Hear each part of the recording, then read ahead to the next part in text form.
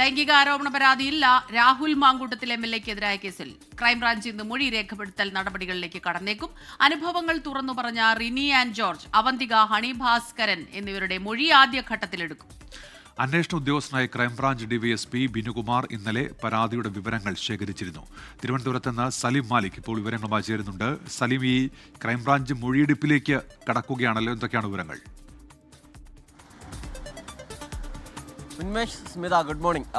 രാഹുൽ മാങ്കൂട്ടത്തിനെതിരായ ലൈംഗിക പീഡന പരാതിയിൽ ക്രൈംബ്രാഞ്ച് അടുത്ത നടപടികളിലേക്ക് കടക്കുകയാണ്. മൊഴി രേഖപ്പെടുത്തൽ എന്ന നടപടിയിലേക്കാണ് ക്രൈംബ്രാഞ്ച് ഇപ്പോൾ കടക്കുന്നത്. ഇതുമായി ബന്ധപ്പെട്ടൊരു പ്രാഥമിക വിവരശേഖരണം കഴിഞ്ഞ ദിവസങ്ങളിൽ ഇതിൻ്റെ അന്വേഷണ ചുമതലയുണ്ടായിരുന്ന ക്രൈംബ്രാഞ്ച് ഡിവൈഎസ്പി ബിനുകുമാർ നടത്തിയിരുന്നു. അതിന് പിന്നാലെയാണ് മൊഴി രേഖപ്പെടുത്തലിലേക്ക് കടന്നത്. ഏതെങ്കിലും നിലയിൽ മറ്റ് പരാതിക്കാരുണ്ടെങ്കിൽ അവർക്കും ക്രൈംബ്രാഞ്ചിനെ സമീപിക്കാമെന്ന് അറിയിച്ചിട്ടുണ്ട്. അതിനിടയിലാണ് മൊഴി രേഖപ്പെടുത്തലിലേക്ക് കടക്കുകയും ചെയ്യുന്നത്. ആദ്യഘട്ടത്തിൽ മൊഴി രേഖപ്പെടുത്തുക ഈ അനുഭവങ്ങൾ തുറന്നു പറഞ്ഞ റിനി ആൻഡ് ജോർജ്, ഹണി ഭാസ്കരൻ, അവന്തിക എന്നിവരുടേതാണ്.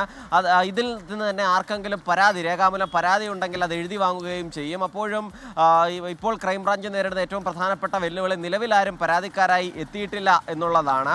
ഈ തേർഡ് പാർട്ടി പരാതി മാത്രമാണ് നിലവിൽ ക്രൈംബ്രാഞ്ചിന് മുൻപിലുള്ളത്. ഒരു പരാതിക്കാർ നേരിട്ട് പരാതി നൽകാൻ എത്തും എന്നുള്ളതാണ് ക്രൈംബ്രാഞ്ച് കണക്ക് കൂട്ടുന്നത്. അങ്ങനെയാണ് അവരുടെ അടുത്ത വൃത്തങ്ങൾ പറയുകയും ചെയ്തത്. പക്ഷേ അത് ആരെന്നോ എന്തെന്നോ ഒന്നുമുള്ള ഒരു സ്ഥിരീകരണം നിലവിൽ നൽകിയിട്ടുമില്ല. മാത്രമല്ല, ഈ റിനി ആൻഡ് ജോർജ് നേരത്തെ തന്നെ ഈ വിഷയങ്ങൾ തുറന്നു പറഞ്ഞതിന് ശേഷം പരാതി നൽകാൻ താല്പര്യമില്ല എന്ന് പറയുകയും ചെയ്തിരുന്നു.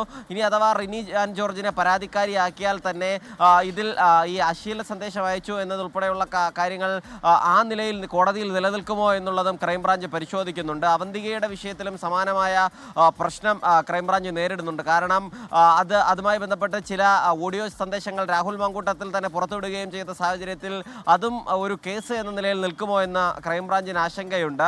ഹണി ഭാസ്കരനാവട്ടെ നിലവിൽ ആ നിലയിൽ മോശം സന്ദേശങ്ങൾ ലഭിച്ചിട്ടില്ല, മറ്റുള്ളവർക്കാണ് ലഭിച്ചത് എന്ന നിലയിലാണ് പറഞ്ഞത്. അതുകൊണ്ട് തന്നെ ഒരു തേർഡ് പാർട്ടി മൊഴിയായാണ് അതിനെ രേഖപ്പെടുത്തുകയും ചെയ്യുക. അതിനപ്പുറത്തേക്ക് അനുഭവങ്ങൾ നേരിട്ട് പറഞ്ഞവർ, ഈ മാധ്യമങ്ങളിലൂടെ പുറത്തു വന്ന ഓഡിയോ സന്ദേശത്തിൻ്റെ മറുപുറത്തുള്ളവർ, ഈ ഗർഭചിത്രം നടത്തി എന്ന് പറയപ്പെടുന്ന പെൺകുട്ടി തുടങ്ങിയവരുടെ പരാതികൾ ശേഖരിക്കാനാണ് പോലീസ് ക്രൈംബ്രാഞ്ചിൻ്റെ പ്രധാനപ്പെട്ട നീക്കം. അതുമായി ബന്ധപ്പെട്ട നടപടികളാണ് നടക്കുന്നത്.